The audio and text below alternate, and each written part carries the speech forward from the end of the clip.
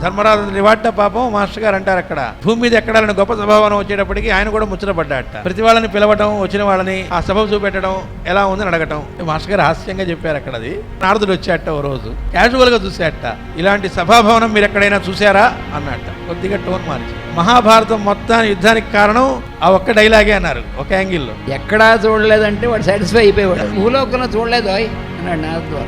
ముందు ఇంద్రలోకంలో ఉన్నటువంటి భవనం అందరూ ఎవరున్నారు అన్నీ చెప్తున్నాడు. హరిశ్చంద్రుడు వీళ్ళంతా కూడా ఉన్నారని. పుణ్యాత్మలైనటువంటి వాడే కదా అక్కడికి వచ్చేది. మా నాన్నగారి పేరు చెప్పండి, అందరూ హరిశ్చంద్రుడు వీళ్ళందరి పేరు చెప్తున్నారు. యమసభకి వెళ్ళాడని అక్కడ చెప్తూ పుణ్యాత్ముడైనటువంటి మీ నాన్నగారు కూడా అక్కడే ఉన్నాడు. అది ఇక్కడ దేవుడిది. ఈ హరిశ్చంద్రుల వారు అంతకంటే మించి ఏమేమి పుణ్యాలు చేశారు ఇంద్ర సభలో ఉండడానికి అని అడిగాడు. హరిశ్చంద్రుడు చాలా పుణ్యాత్ముడు, వాళ్ళు ఏమి కానీ ఎక్స్ట్రా చేసింది ఏమిటంటే ఆయన రాజస్వం చేశాడు, మీ నాన్నగారు చేయలేదు.